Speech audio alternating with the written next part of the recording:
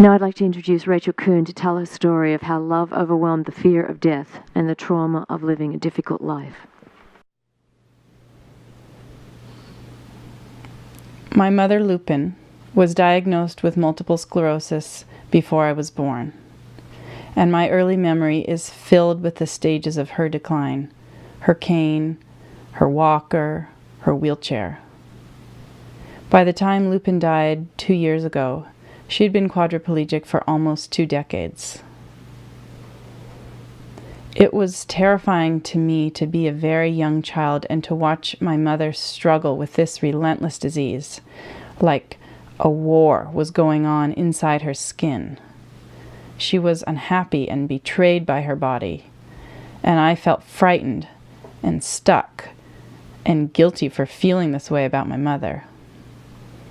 My parents tried all kinds of treatments. We knew multiple sclerosis was a terminal diagnosis, but we struggled to find something that would change the outcome. Lupin's disease was really at the center of our family when I was a child. For me, it overwhelmed everything. I felt like our family had been singled out for difficulty. I remember watching my friends play and feeling just one step removed from all of it. Like I couldn't be carefree. Even birthdays, gifts, giving and receiving love, all of it made me feel sad because it seemed hopeless. I felt that no kind of fleeting good time could pull the wool over my eyes. Death was the trump card, and it darkened everything. In the midst of this difficult circumstance, something else was also true.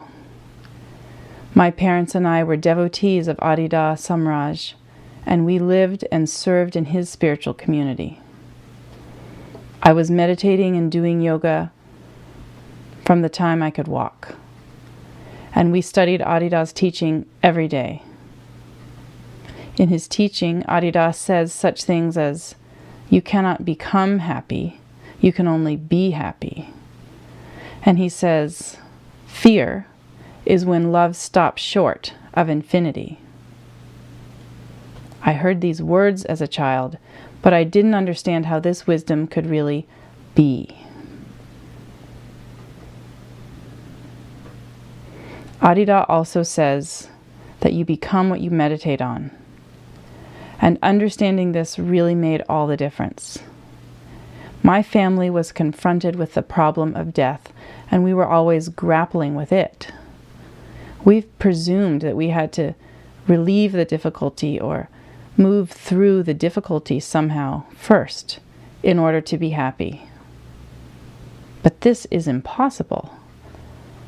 Every life is terminal from multiple sclerosis or from anything else. And this fact can make a person serious and also very depressed and afraid.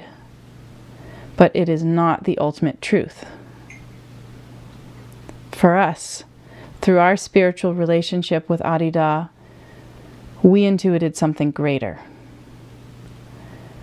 Adida teaches, but also bodily shows and even transmits a great happiness and light and love. This bright feeling of happiness, he says, is the actual and eternal condition of everything. And our practice was to turn our feeling attention from our difficulty and our fear and to him and this bright feeling of happiness, no matter what was happening. And we noticed that when we did this, we were feeling and contacting something that was greater than ourselves and our moment of difficulty. A reality that always is and is always contactable before, during, and after any suffered moment. Adida began to instruct my family in our practice. He told Lupin to relinquish her ideas about having an ordinary and consoling life, about having life work out.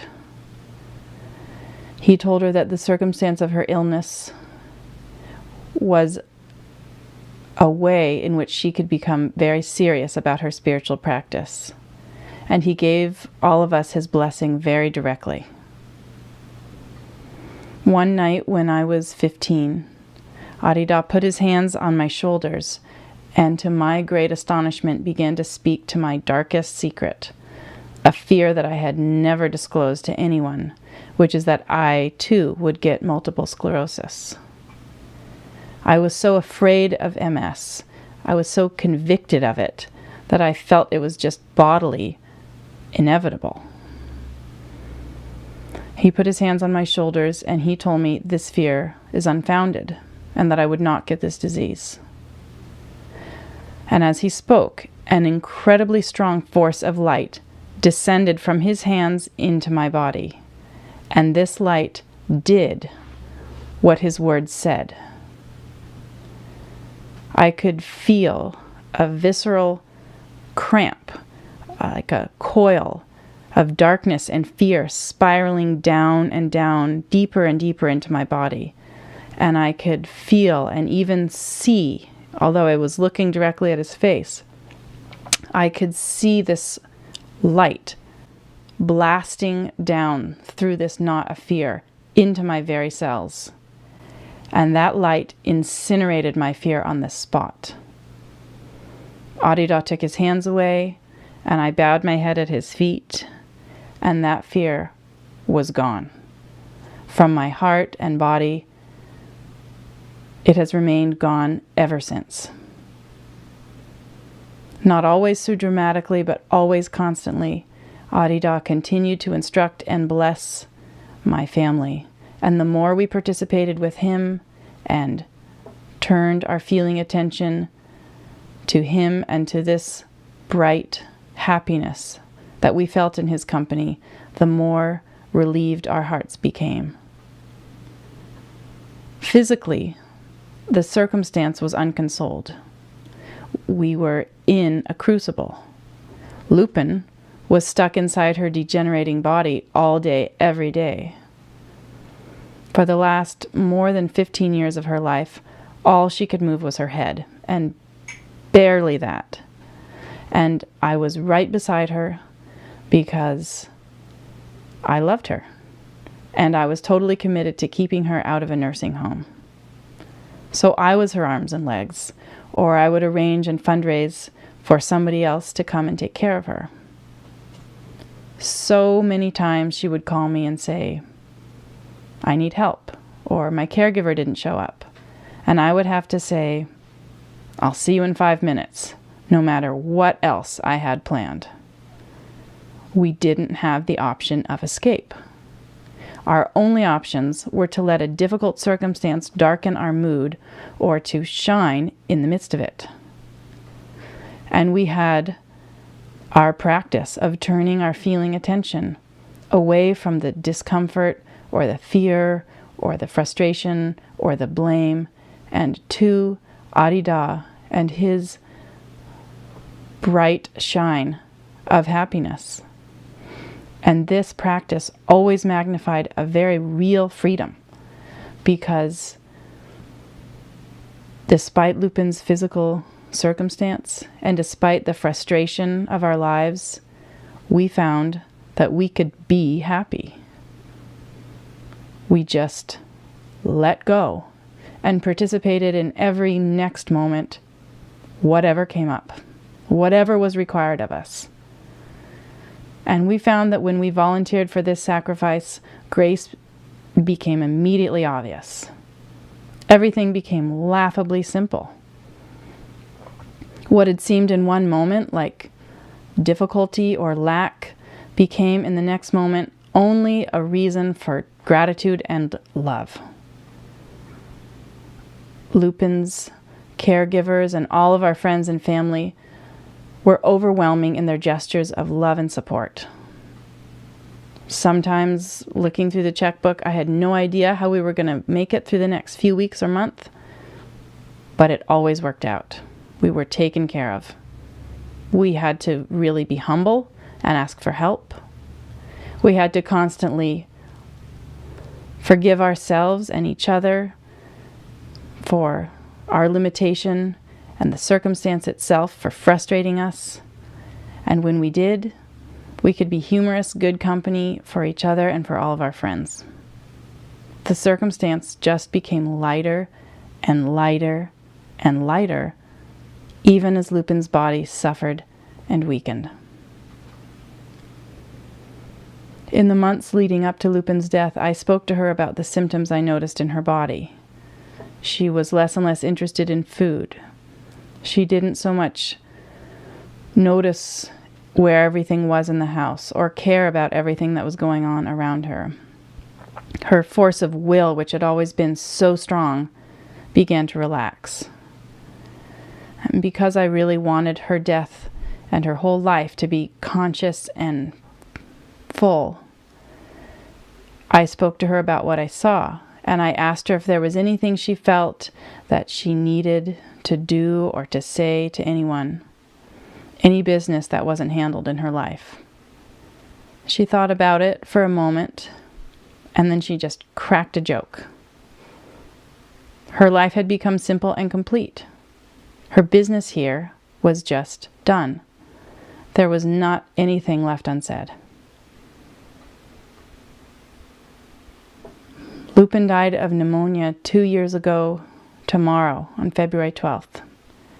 And her death was the heartbreaking and mysterious process for me of watching someone that I loved so much disappear from my sight. Incredibly, I was able to serve her to do this with love and without fear. The last few days of her life, it was not easy to watch her lungs fill and her breathing to rasp and labor. I stayed by her side for 5 straight days, but I had to step into the other room often and just take a deep breath or cry, speak to my friends, and just constantly let go of the trauma of watching her suffer. Still, all of this was completely ensconced in the knowledge of love. I loved Lupin. That's why I was doing this, doing everything possible to make her comfortable. She loved me and everyone else. Our friends and family were continuous with their sensitivity and their service and their love and their support of the whole circumstance. One night, Lupin woke up and looked around at the people sitting in her room and said, "I have so many friends. Thank you all for being so quiet." Everyone was just participating in this deepening process of Lupin slipping away. And Lupin was attentive to her practice and invoked Arida with even her most labored breaths. And all together, the spiritual presence of Arida was bright in the room, and it was like a tangible touch of love that constantly healed all of our hearts.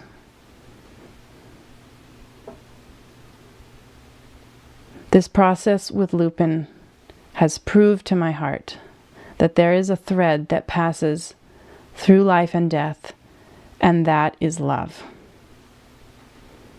It is incredible to know this.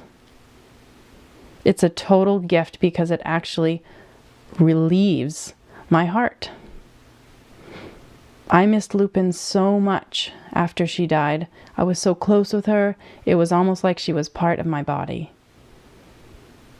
I went through all kinds of grieving, and all of it feels completely natural and okay. It's okay that she disappeared. It's okay that my heart was broken. My heart was broken, but it was broken open. And Arida describes that as the wound of love. Because there's nothing that I can get or have or do that will keep death and suffering out of my life. All of us are going to face death, and all of us are going to have our hearts broken. And love will absolutely be the context of all of it. The love I shared with my mother was true, but it wasn't ours to have or keep because we change and disappear. It was just love. It turns out love is the trump card. Death can't vanish it or diminish it even a little bit.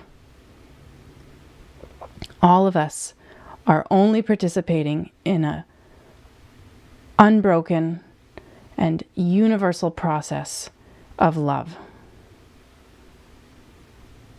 May every heart be absolutely certain of this love in all of our lives and in all of our deaths as well.